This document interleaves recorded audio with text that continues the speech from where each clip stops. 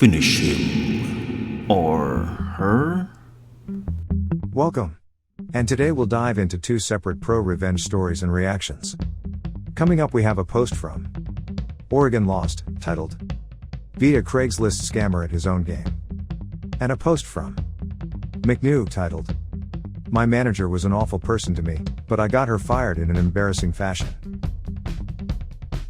Hi, this is Derek. I just put the drama llama, Fred, back in his pen so that I can do this quick video for you with some of the stuff that Fred found on Reddit earlier today. If this is your first time watching our videos, help me out by watching to the end, and then giving me some feedback in the comment area below. And if you want more of these videos daily, don't forget to like and subscribe, with notifications turned on for this channel. Oh boy, let's get ready for some deep-seated revenge. Oregon Lost posted, "Beat a Craigslist scammer at his own game." So I was hunting for a rental house for the Valentine's Day weekend and wasn't finding much. So I popped into the local Craigslist page and found a place at a decent but very believable price. No contact info or website, so I emailed through the Craigslist relay. Everything sounds legit up, until he asked me to pay using Zelle or bank transfer. Immediately knew it was a scam, but I played along acting confused because I'd never used Zelle. He sends me the Zelle info to send the payment. At this point I reverse image search the cabin and find the actual property owner info and call them. He confirmed that he has had this scam happen before. And angry people show up expecting a rental that is already legitimately reserved, and demanding a refund. I give him the links and info to the fake Craigslist posting so he can report it. So now I have confirmed that this is 100% a scam, so I decide to have a go at this guy and see how far I can get. After a few more confused sounding email regarding how to get the money to him over Zelle, I sent in the request, but instead of paying him I sent it as a request for payment. I sent a few more messages saying it is not going through. And then I get a notification saying a payment has been received. Sure enough, he approved my payment request and sent me the money he was trying to get me to send him. So I had over $400 sitting in my Zelle account from a guy in Nigeria who was trying to scam me out of my romantic weekend. What are your thoughts on Oregon Lost's revenge story? Please share in the comments below. Here's how some Reddit members reacted to this story. Melio Morto reacted with, "Did you thank him, at least?" This story and this comment had me in tears of laughter. Genuinely, not just super heavy nose breathing.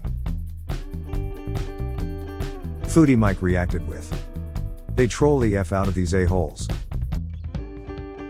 My favorite was when a guy convinced one of them he was giving away an art scholarship, and got him to carve a wooden Commodore 64 and mail it to him. Classic. Heck, I would buy one. I used to read them back in the day. But I'll tell you, they got freaking brutal. When they started doing safaris, I just couldn't read anymore. There was a South African dude leading some of these safaris, who had no apparent limit to the amount of torture he wanted to inflict. Tricky Nikki 19 reacted with, "I work for a bank.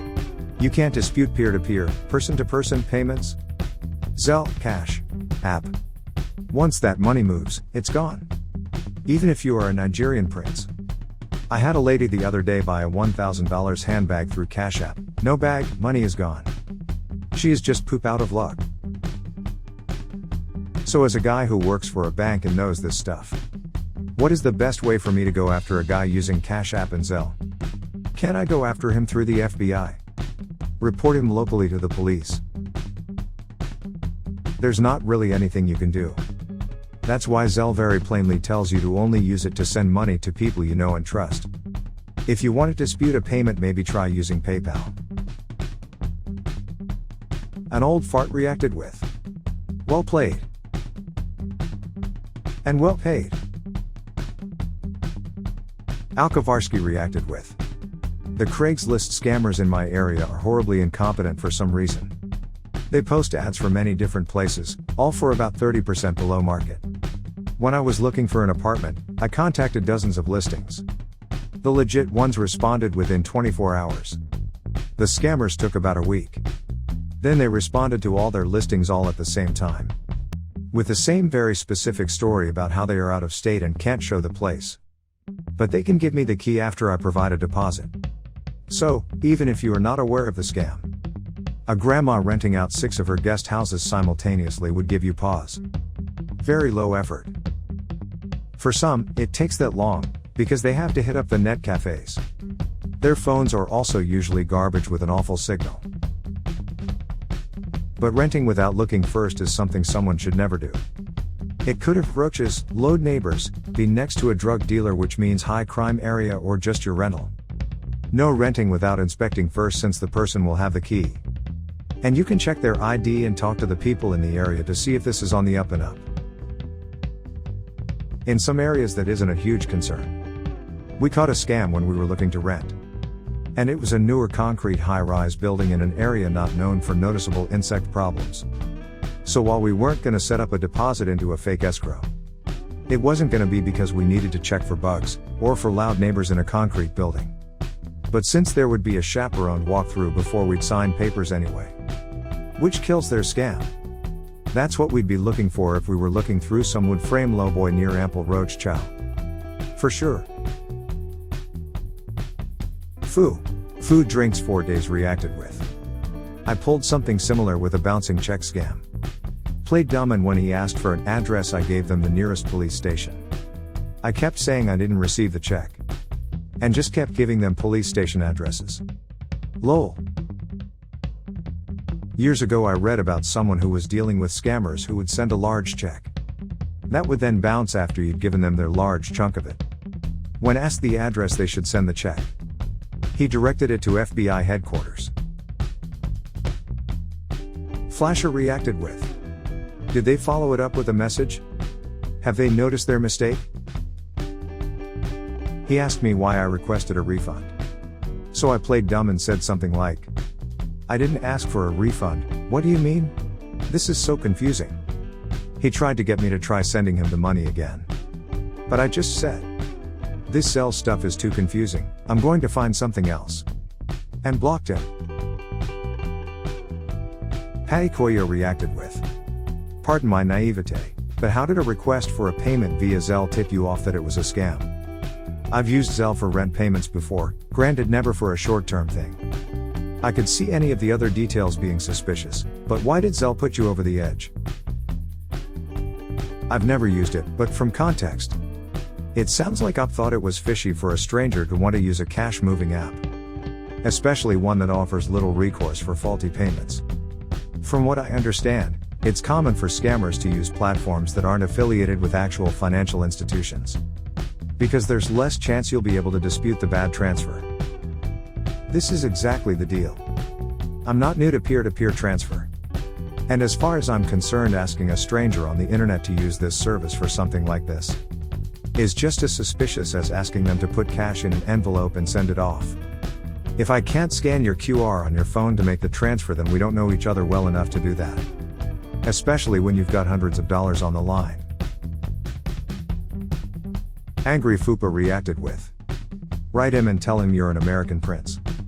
For the payment of certain taxes you can get the money back to him. But make him take a series of embarrassing pics with signs first. Yours is next level, but can we go deeper and scamception this guy? Wow. That was interesting. Now let's get into the next story. McNew posted, my manager was an awful person to me, but I got her fired in an embarrassing fashion. Years ago, shortly after I graduated high school, I got a new job to support myself during college. The new gig was in a pet store and I was working in the department that sold the fish, aquariums, reptiles and birds, etc., etc. The store manager was an awesome guy who I will call Kurt. Kurt was an old school guy. He went to work, worked hard and went home. That's all he expected out of you as well. My immediate manager over my department was this large snaggletooth witch of a woman. I'll call her Stephanie. We got off to a bad start because she quickly found out that I knew more about reptiles than her. She preferred the fish, whereas I had kept snakes for the past 4 to 5 years. Her ego couldn't handle a fresh employee not needing her guidance. From then on she was terrible to me. She singled me out to clean the goldfish tanks, and had the other employees cover sales every day I worked. She would say rude things to me such as, "You are the weak link in my team. You are the reason I'm having problems in this department." Fast forward about a year, my hours had been cut by about 25%. I asked the store manager what the deal was and he told me that our department had lost too much money between lack of sales and broken merchandise, etc. This puzzled me, but I didn't think much of it because everybody's hours were cut. Simultaneously, myself and a few coworkers had noticed something strange. Stephanie had recently taken much more interest in the customers. She insisted on helping certain customers and sending us to do busy work while they were there. A customer came in one evening and was talking to us about how nice Stephanie is. Turns out Stephanie was breeding mice and selling them to customers outside of the store. We found out she was breeding all of her animals, her dogs, turtles, mice, and selling them to customers she met through our store. Not only was this taking business from us, our store had a couple corporate policies. We did not feed nor sell mice as live food for snakes, and we donated a lot of time and money to shelters, and we condemned breeding dogs and cats for sales. Stephanie was making money by selling animals to the customers all the while. Her department had hours cut for all of its employees. It didn't quite make sense how this was costing us so much money until one evening I thought I had figured it out. Stephanie was an otherwise lazy woman, but when one of her customers came in, she was by their side the whole time. I watched closely as she followed a customer around, helping them pick out a cart full of expensive aquarium decorations and terrarium supplies like lights and bulbs. I followed and wrote down every item she grabbed. I wanted to see where this went. She directed the customer to a register and went to check them out. She's lazy and would never do this for any other customers. I noted the time and went back to work. I later spoke to other cashiers about Stephanie checking customers out, and they said that she only ever rang up certain customers, and she acted weird when they did it. They suspected she was abusing coupons for them or applying hefty discounts. I got my coworkers to corroborate my story about the under-the-table animal sales and suspicious behavior, and I went to talk to Kurt. I handed him a paper with about 20 ups and the time written on it, and I said, I think if you look up a transaction from register 2 at this time last night, you will find a large discount applied to it. These are the items I would expect you to find on that transaction. He was a bit puzzled and I explained everything to him. I told him I didn't want to make any accusations before because I wasn't sure, but after seeing her in action I was pretty sure something was going on. He thanked me and assured me he would look into it. A couple weeks later I was at work and I noticed Kurt was standing near the door watching closely. It just so happened Stephanie was coming in for her shift right about that time. The second she walked through the door he called her over to his office. Apparently waiting in his office was a regional manager from corporate. He looked at the list I gave him and looked up transactions from the night before. He found one at the exact time I wrote, but it only had about half of the items I listed. But every item that was on the receipt was on the list I gave him. This prompted him to watch her for a few weeks, and in that time frame they found her to be taking her customers around shopping, personally taking them up to the register, and scanning every other item and putting the expensive stuff into the cart without ringing it up. In that time span she had given away over $1,500 in merchandise. And he looked back at the logs we keep for broken merchandise that is written off, and found an excessive amount of aquarium supplies and decorations that were signed off by her. It was something like 1,000% more written off broken merchandise than was found at the same time last quarter. All in all, she was charged with stealing and defrauding the store in over $3,500 in merchandise. And it just so happened that Kurt had already arranged for police to meet them after firing her to escort her out. I don't know if she went to jail, but I did watch her get walked out by police with about 20 employees staring. I wish I could have said something, but I had to settle for her making eye contact with me as she walked out. To which I gave her a quick wink. Manager was an insufferable cunt.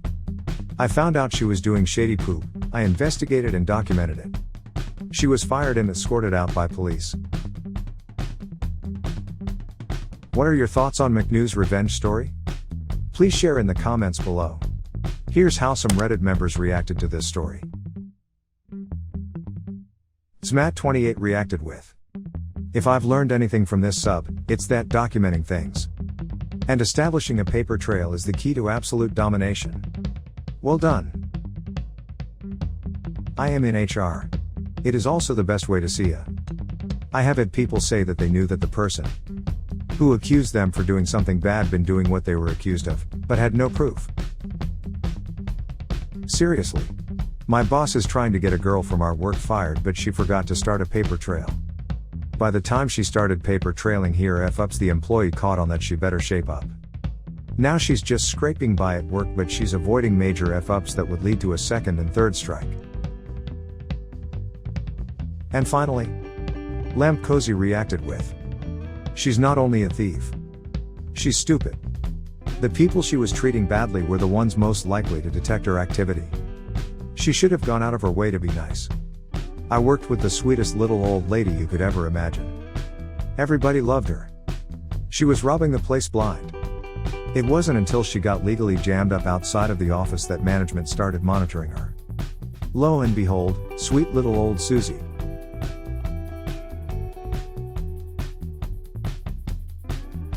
Well, there you have it. A perfectly great question answered by a bunch of fine and honorable citizens. Help support this channel by smashing the like and subscribe buttons. And hit that silly little bell as well to ensure you get the latest videos as they come out. Fred is always finding stuff for me to post regularly. So this is Derek signing off. Thanks for watching. Good grief, it sounds like Fred is out of his pen again. I think he found more drama for me to share with you. See you soon.